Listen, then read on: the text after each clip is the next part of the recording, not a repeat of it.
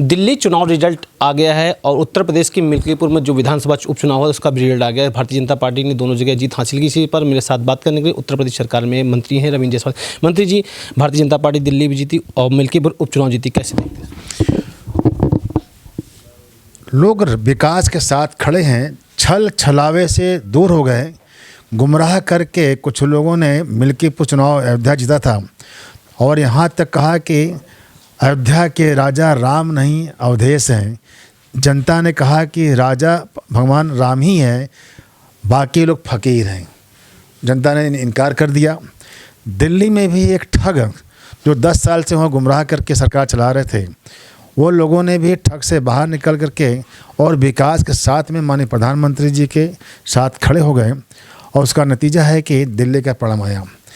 आज भी लगातार कुंभ के मेला पर आज 46 करोड़ लोगों ने दर्शन कर लिया। वो 46 करोड़ लोगों के दर्शन करने के बाद से पूरा विश्व बड़ा सराहना कर रहा है, तारीफ़ कर रहा है। एक ज़िले के एक ही एरिया में 46 करोड़ लोगों का आना और अच्छी व्यवस्था देना, पूरा विश्व तारीफ़ कर रहा है, पूरा विश्व रिसर्च कर रहा है, सराहना कर रहा है प्रधानमंत्री माननीय मोदी जी का, माननीय मुख्यमंत्री योगी जी का। लेकिन विपक्ष वहाँ भी राजनीति कर रहा है। वह लगातार इस पर हमला इसलिए कर रहा है क्योंकि उसको लगता है कि सनातन परंपरा पर, आस्था पर हम चोट पहुंचाएंगे तो एक वर्ग मुसलमानों का हमारा वोट बैंक मजबूत होगा। और इस कारण से कभी सपा, कभी कांग्रेस, कभी सपा, कभी कांग्रेस, दोनों आपस में होड़ मचाए हैं मुस्लिम वोट बैंक के लिए। उनका मानना है कि सनातन परंपरा पर जितना हम हमला करेंगे इतने हमारा वोट बैंक बनेगा और इस कारण से हमारे पर हमला कर रहे हैं, जो निंदनीय है। यह एक देश का गौरव की बात है, यह एक प्रदेश का गौरव की बात है, इसकी तारीफ़ करना चाहिए। विपक्ष में कभी अटल बिहारी वाजपेयी हुआ करते थे। अटल बिहारी वाजपेयी ने जब बांग्लादेश का हमने आज़ाद कराया, उस समय तत्कालिक प्रधानमंत्री इंदिरा जी थी, तो अटल बिहारी वाजपेयी ने इंदिरा जी को दुर्गा का रूप कहा था। इसी प्रकार से इनको चाहिए कि माननीय योगी जी, माननीय मोदी जी का भी ये भारत के प्रधानमंत्री की तारीफ़ करें, मुख्यमंत्री तारीफ़ करें। यह किसी व्यक्ति का नहीं है, एक व्यवस्था का पार्ट है, तारीफ करना चाहिए। मंत्री जी, उपचुनाव आप जीत गए और दिल्ली चुनाव, कहीं ना कहीं चुनाव आयोग पर आज अखिलेश यादव द्वारा पुतला दहन किया गया। अभी भी कल भारतीय जनता समाजवादी पार्टी कार्यालय में चुनाव आयोग उनका पुतला, वो लगातार चुनाव आयोग को निशाने पर ले रहे हैं। अब सरकार को तो लेते थे, चुनाव आयोग की भी निष्ठा पर सवाल खड़े। ये जब लोकसभा के अंदर इन्होंने 24 के अंदर थोड़ा सीटें पा गया था तो उस समय बोले नहीं। ये जब हारते हैं तब तब क्वेश्चन उठाते हैं और जब इनकी सीटें बढ़ती नहीं करते हैं।